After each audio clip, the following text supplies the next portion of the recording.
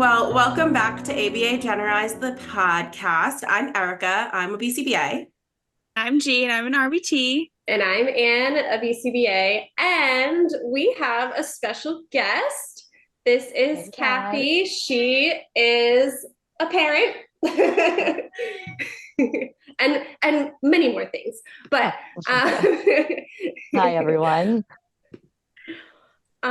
So we invited you to be on our podcast because you worked with both G and Erica and myself. You know, we all worked with you and your family. Erica was the RBT for about 2 years and then stopped working when she became a BCBA. And then G joined the team for a few months while in the intermediate unit, the unit, which in PA, that's a free service up to kindergarten. You can get behavior, speech, OT, PT, special instruction, all through the county. So, you want to tell us a little bit about yourself, Kathy? Sure. Thank you for having me, guys. This is awesome. I've been following the podcast. You're doing amazing. Thank you. So thank you for everybody out there. I met all these lovely ladies through the company that they all worked at. My daughter, Lyra, we can say her name. That's fine. We all know her. My daughter was diagnosed on the spectrum when she was just turning 2. But we had started, like Ann said, with those services that are, provided to you through the county. We got her assessed at about 10 months old. And, we knew something was going on, but we weren't sure. So we got in those services early. And actually, one of the instructors that they provided actually was someone in your company that we all kind of met that way. She was working in the home setting first, and then once we actually got the diagnosis and we could get insurance to cover ABA, and we started it. So I was fortunate to be one of those families that started early, and we met all of you guys, and it's been awesome since. So yeah, Lyra's 9 now. So yeah, Wow. it's crazy. I'm just trying to think how old she was when I first started working with her because I know she was little. So Yeah, I think I she was mean, what, 4 or 5? yeah, maybe 4, I would say, I think. Yeah, because she So went yeah, because I I mean, left. she wasn't in kindergarten yet, so mm-mm, she had to be No, at least 4. yeah, because when yeah, I left the team, she had just started kindergarten and we had just yeah, started integrating her into that schooling. yeah. Oh, wow. Oh, Crazy. goodness. I can't 9 believe it. and doing great. So I love yeah. it. Mm-hmm. Well, thank you for telling us a little bit about yourself and, what has brought you here. What are some of your hobbies and you like to do in your free time? Oh my goodness, free time. That's fun.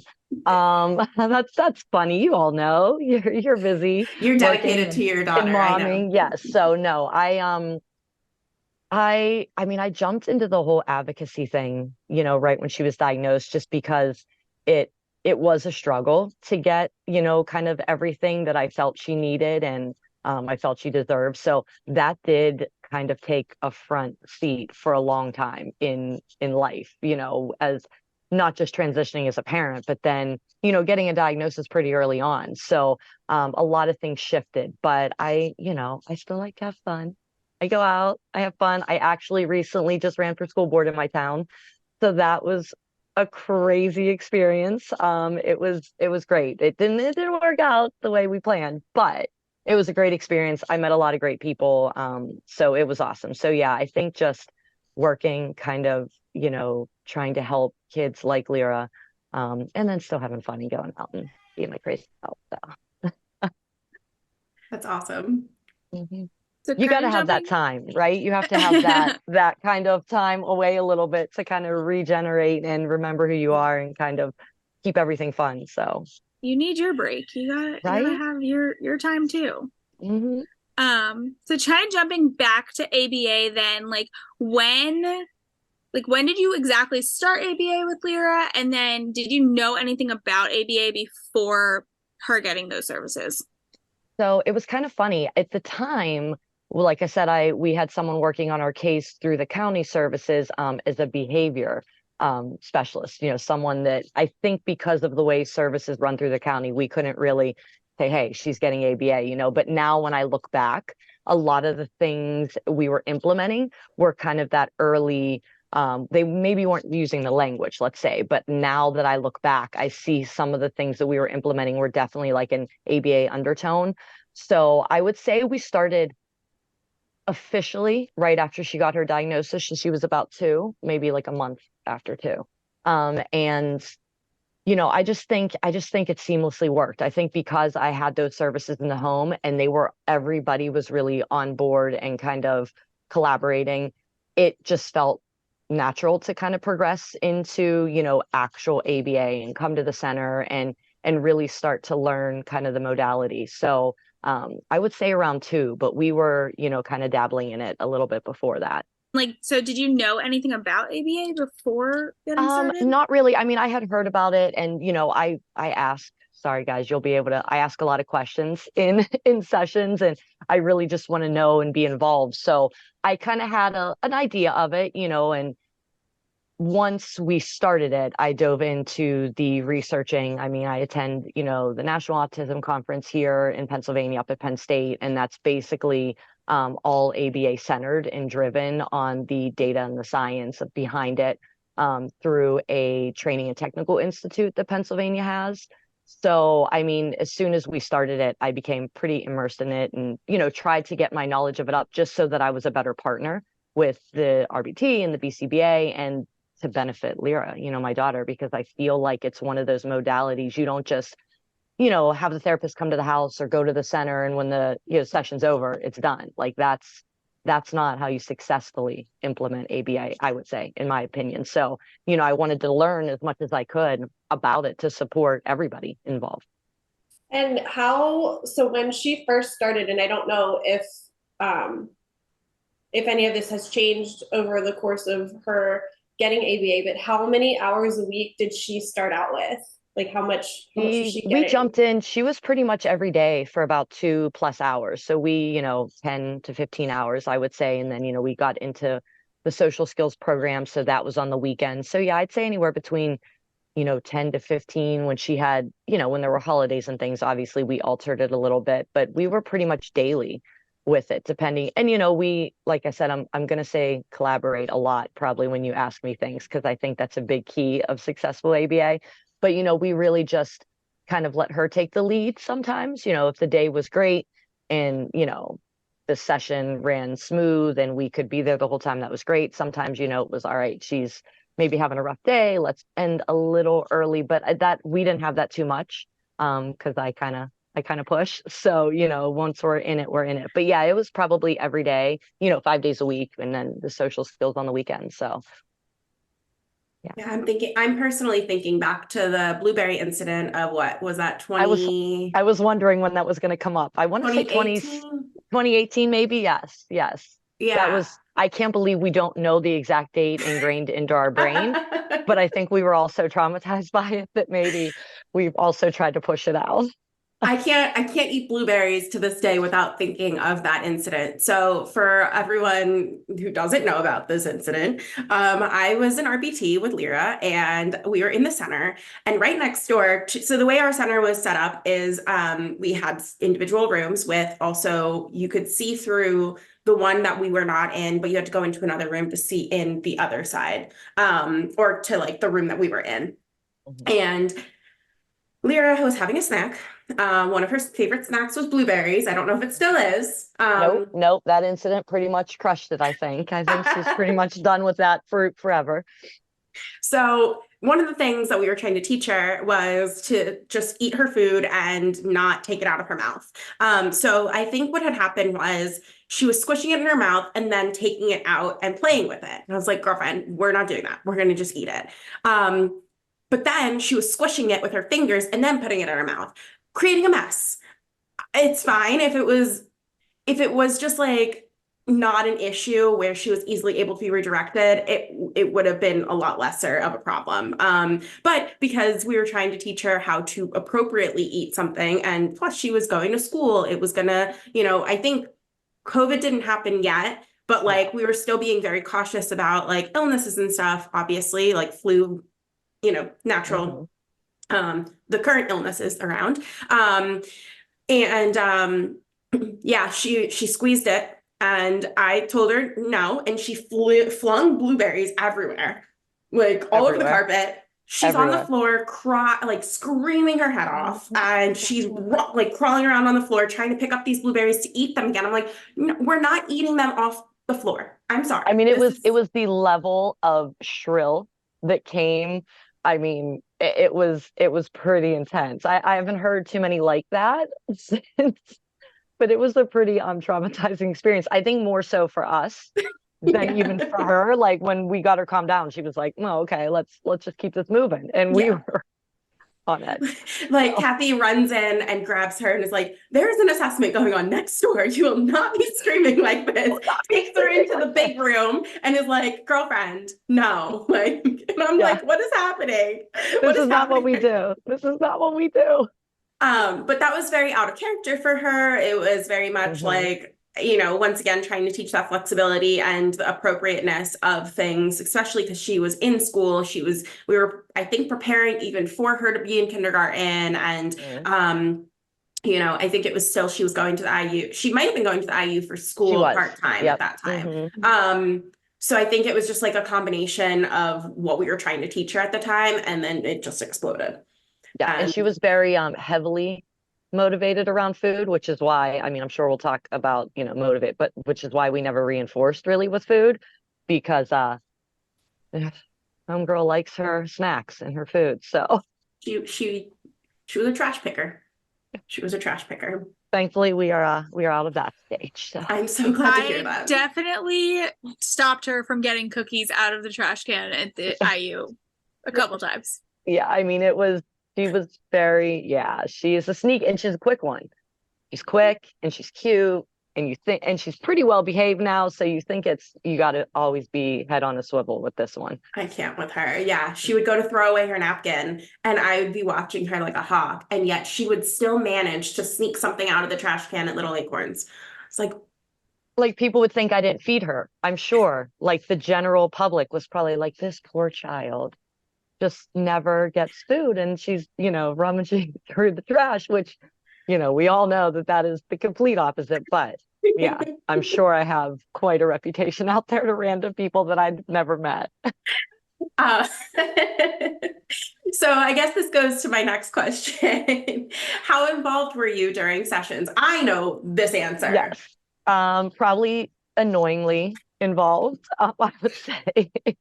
But no, I think you have to be, right? So like I was telling Anne when we were speaking earlier, it's just, I am just a kind of person that once I'm on something, I want to know about it. And I want to, if we're going to spend all this time, right, I want it to succeed, not just for me or the therapist, like for Lyra. So yeah, I would say I was pretty much present at I mean, when Lyra started, I had to be in the room with her. She, was still uneasy about um, being away from me. She really didn't have like a separation anxiety. It was just, we were transitioning from doing all of our services from the birth to three program in the home to now in the center. And it was different and it was challenging and it was a transition. So yeah, it was a couple months before I was able to actually, transition out of the room. And at first it was, oh, mommy's gonna go to the bathroom, I'll be back. And then, oh, mom, and we finally, it's so funny now. I drop her off at school and it's like I barely get a goodbye.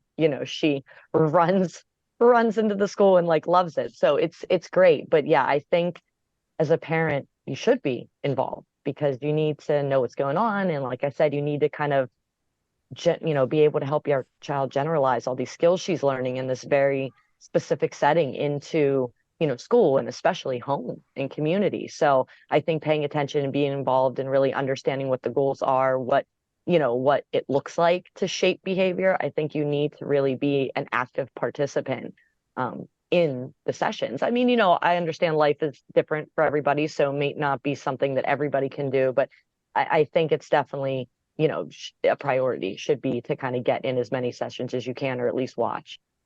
Yeah, I try to talk to all my parents now and get them as involved as possible. And, you know, sometimes I have parents that are like, should I be sitting here? Like, should I go in the other room? Like, what do you recommend? And I'm like, honestly, the more involved you are, the better, because if you don't know what we're doing actively, you're not going to be able to carry this over. Because at the end of the day, you want to put us out of a job. We do not want to have to be involved in your child's life. Like, we obviously love what we do, and that's why we're here. The But key is graduation. Like exactly. that's going into any situation. Like, That want is them to the end all graduate. be all. Yep, exactly. Like learning all those skills, decreasing the behaviors, you know, getting them to feel as normalized as possible, getting your family as normalized as possible. And, you know, I think that's, The independence is a huge thing, just yes, giving them that confidence that they can do things and, kind of just navigate life with as little support as possible. I mean, I feel like that's all of our goals, and that means transitioning out of therapy sometimes, as much as you don't want to leave the people, that's the end goal, like you all said. yeah. And especially, I know, Catholic, at least for me, like we've been like family since I started with you guys. So, Absolutely. you know, and that's the other What thing happens is when you're when in the home? it really does when you start to develop, and obviously keeping those boundaries as well, right? Like we're making sure that we're not having that dual relationship, but at the same time, like we're in your house. Like you told me when you get here, just walk in the door. Like do not even knock, do not even ring the doorbell. Come right on in. Like that tells me just so much about like the people that I work with is when I'm told that, it just gives me that green light of like you trust me. You make me feel like I'm part of your family and we're not gonna be we're a team, Yeah. right? Oh, And absolutely. that's kind of what I'm getting at. Lyra or any child you're working with, I feel like needs to feel that. They need to feel safe because we are pushing their boundaries and we're really challenging them. And, some even the skills that we all work with, right? Like, with toilet training and things like that, even if we're not in the nitty-gritty of it, just conversation sometimes can be hard for kids. So I feel like getting that relationship established so that everybody feels safe and trusted is important. So, letting you just kind of walk in and letting Lyra say like, oh, she's here and hi, and when she would. But yeah, I think that's important. So it goes along with just being involved and, participating. Yeah, absolutely.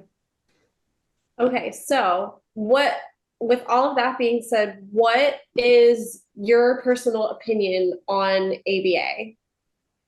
Oh, I hate it. No, I'm just kidding. No, I think if done correctly, and obviously I've had great relationships with all of you, and I've been lucky because I feel like from the start we have um it's been done correctly, quote unquote, right? So it's always felt like a team kind of collaborative environment. I always felt a part of the decision making.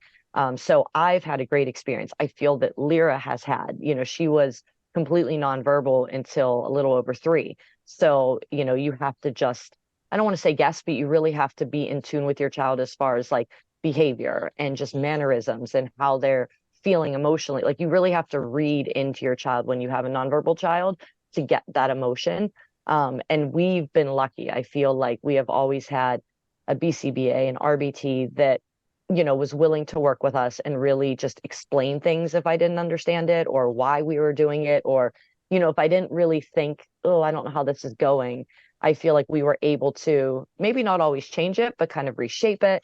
So I've had a good experience. I know that sometimes there is that narrative out there that ABA is, it's training, it's not, it's cold, it's just, all about reinforcing behavior and extincting other behavior. And while I feel the basis of it is, right, like we're trying to shape behavior, I feel like it shouldn't feel cold. It shouldn't feel like sterile. It should be this relationship that's built with the family or the parent or, at least the child, aka patient. Like you have to establish that. I feel like because for this to work, I think the fact that it has to be so repetitive and it is best to do more and stay consistent. It's not, some of these therapies where you do it once a week and, whatever. So I've had a great experience. I think it's helped Lyra a lot. It looks way different now at 9 than it did at 2, but I think it's so much growth, different RBTs, different styles. But yeah, I'm a fan. if, like I said, if done correctly. I have heard some stories where, from other parents, like I said earlier, I, kind of stepped into the advocate role a little bit, not officially, but, I run a lot of parent support groups and a local organization with our school district. So there are parents that have that negative experience. And I think it's all just, it just wasn't the right fit for them, whether that means how they were conducting the sessions, who was running the sessions, was the parent involved enough, was the child. There's a lot of things, a lot of factors. I think everybody's different, but I feel like if it's done correctly, it's a great modality. Yeah, that's nice to hear. Love the positive feedback. And Yeah, I yeah. mean, you've kind of touched on this, but how has it changed your lives as a family? How do you think it's changed Lyra's life? You want to talk I about that? think the main thing with it's helped establish kind of, I hate using the term normal. Like I hate that in just any setting, but she is able to adapt to environments now, right? So we go to the grocery store, we go out to eat, like we go places, and a lot of that is I am just fortunate that, you know, we all know kids on the spectrum are, you've seen one, right? Like there's so many different ways that autism affects people. And by no means, is Lyra 100%, uh, neurotypical, I would say, but in a natural environment, like she can thrive. Like we can be out in the community, we can go to dinner, we can, just do those normal things. There are still things that she struggles with, but we just continue to work on them. So I think, yeah, it's brought a lot of calmness and kind of, regulation to our family.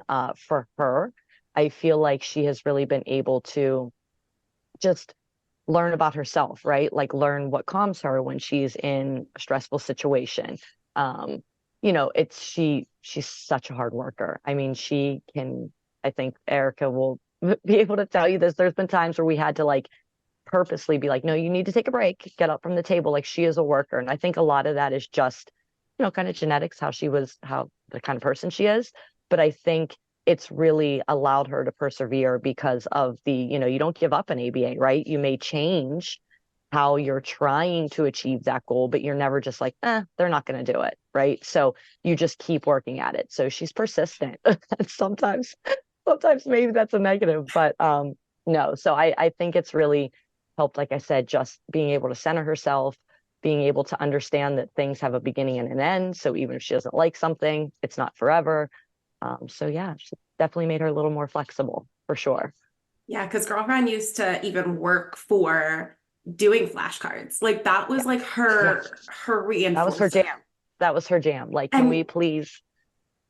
we were like, girlfriend, like no, like go play, go get up, like go. And then she would get up for like 2 seconds, then be like, cards, like, Yeah, okay. but to that point, like we had to teach her how to independently imaginary play. Like I vividly remember when the world shut down, being like, oh my God, like listen, disclaimer, I love my child more than anything in this entire world. But like when you can't leave your house and playgrounds are closed and your child needs you to be like the playmaster, I was like, oh, hide all the alcohol because I'm gonna have a problem. Like it was, but that being said, that was what we worked on. We were like, okay, this shouldn't be like you shouldn't feel like that. Your child is, 4, gonna be 5. She should be able to entertain herself and play. And we set that goal. And now some days she's like, Mommy, go. Quiet. That's what she tells me.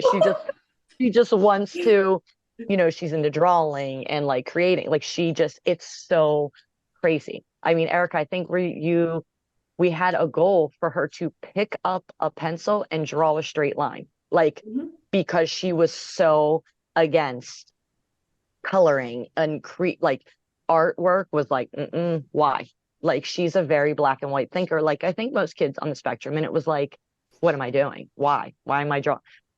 If I would just like literally take you on a tour of her little area, it's stacks of just drawings and coloring. And so it's so crazy when you're in it, which I think is like a good plug or, kind of little piece of advice for parents. When you're in it, you think like, oh my God, like how is she ever going to write her name?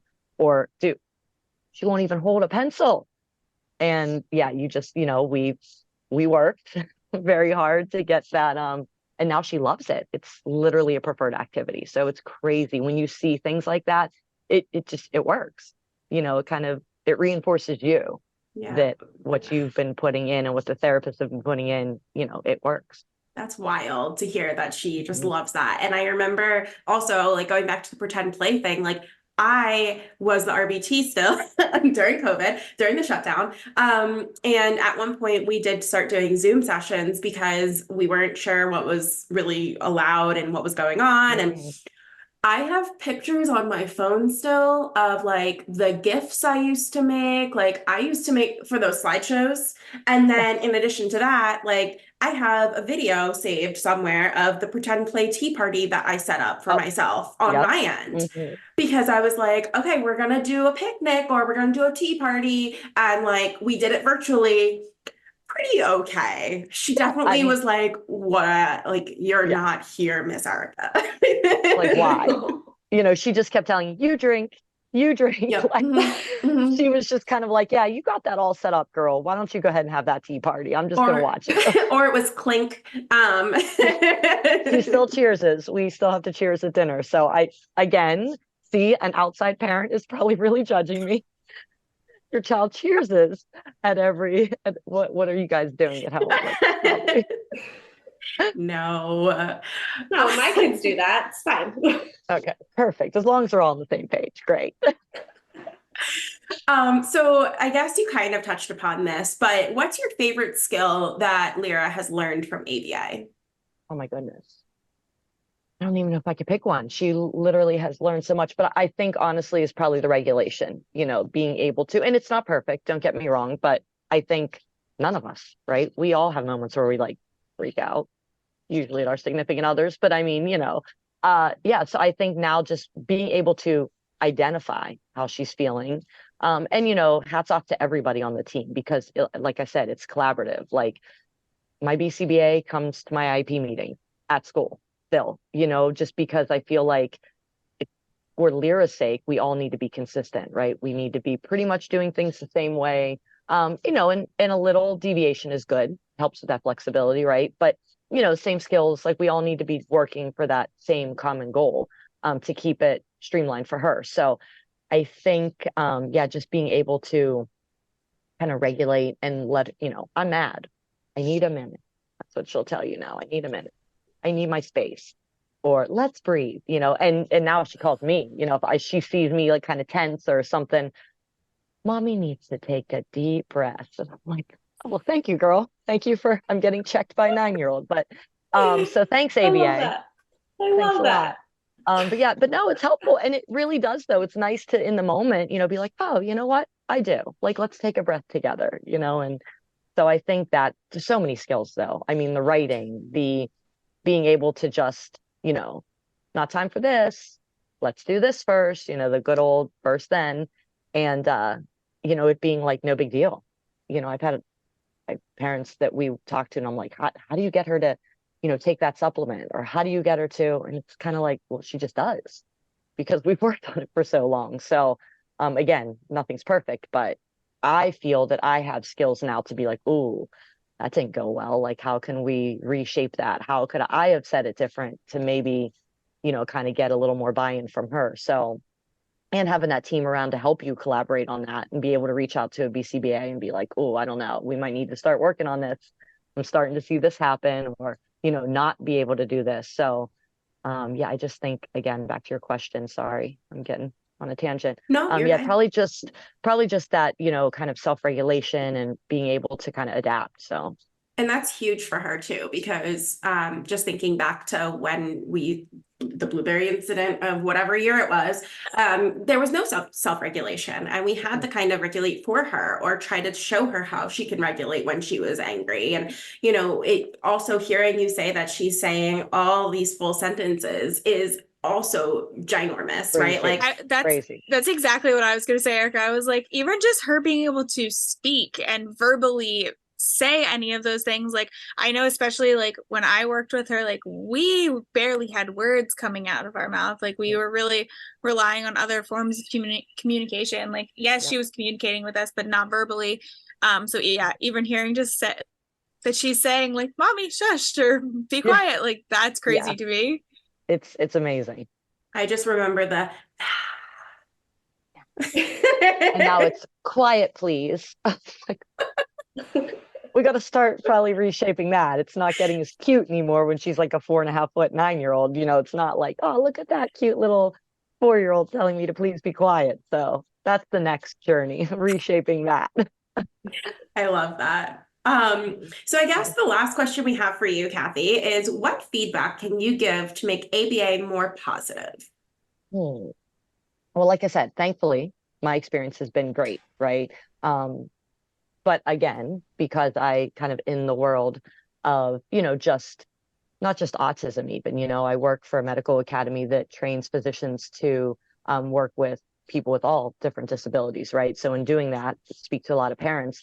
And there's this new, every so often, we get this new modality, and especially since I had a non-speaker, and now I would call her kind of still an unreliable speaker. There's this whole new modality of spelling to communicate, where the patients start with a letter board and then they move to typing, and it's been amazing, right? So there are so many kids. I personally know a bunch of them. I shouldn't even say kids, like young adults that have come out and said, they finally have a voice. Like they've been trapped all this time, and they are recalling stories of not just ABA therapists, but therapists, speaking in front of them, like, oh, this kid's not going to get this. He's stupid. I mean, and again, I thankfully have never, nor would I ever tolerate that. I think you all know me pretty well.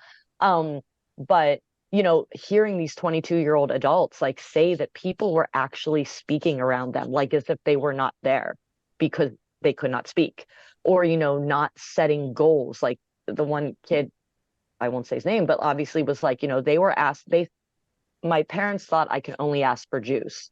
And, my PEX cards were very limited. And, that's all but in his mind, I mean, he is now like, he has a blog and he's typing and he's in college and he wants to be in philosophy. Like it is It's amazing. great. It's amazing.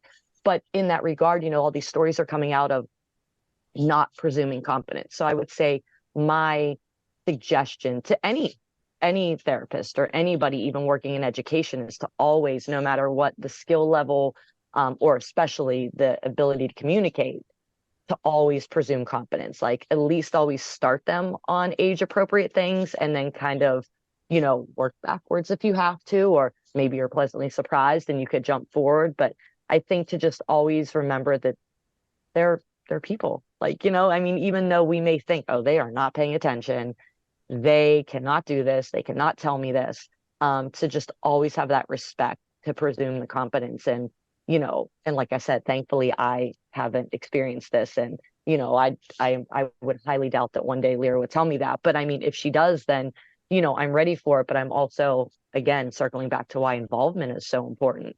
You have to be involved to make sure that people are treating your child, and not just like physically or verbally, but the demands they're putting on them. Are they appropriate? Are they, how's the child feel? So I think it's just really important to be involved and to presume competence. I would say that's my only little feedback to just everybody, not even ABA. But ABA gets the rap of dog training. It's, here's a treat and here's this.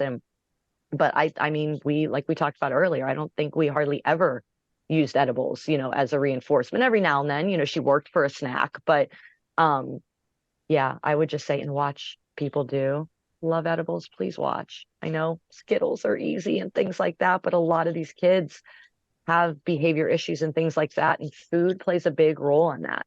So, if they're going to be edibles, like try to make them, my little PSA, try to make them healthy, try to make it where we're not giving them all this dye that's going to jack them up. And then we wonder why they can't sit still. You know what I mean? So again, I don't want to get on that soapbox, but yeah, I just think presuming competence is the biggest thing. Right. Well, thank you so much for being here and kind of being our guinea pig for being our first guest. Absolutely. And, I mean, I feel like this has been my favorite episode yet. I think this has been really eye-opening just to like get the parents' perspective, because of course we work with parents, but we don't get to hear really that side. And like, you've been in it for a long time, so you've seen a lot and you have a lot of experience with it. So I think, you're a great person to kind of show other families that, like, it you can get through it and things will get better, and Yeah, and it's a good thing. you have to just understand, I think, when you get that diagnosis or when you start things, your future of what you imagine for your child may be different, right? Like you have to kind of give yourself that time to kind of almost mourn, right? Because we all do that when we're pregnant, especially moms. We're like, oh my God, here she's going to be like this. And, I had Penn State mugs and wine glasses before she was even, born. And that reality kind of sets in that it may look different, so you have to kind of be okay with it looking different, but at the same time, not limit them. Like it just like, just they're little. They have so much time to grow and achieve and be just what you thought they could be, but maybe they won't, or maybe they'll be even better. So I think just giving yourself that grace and have to let go a little bit, and I say that as a very type A, very control freak person. You got to kind of, Not you, Kathy, not you. but you got to be okay with what happens, and just kind of pivot and yeah, that's it.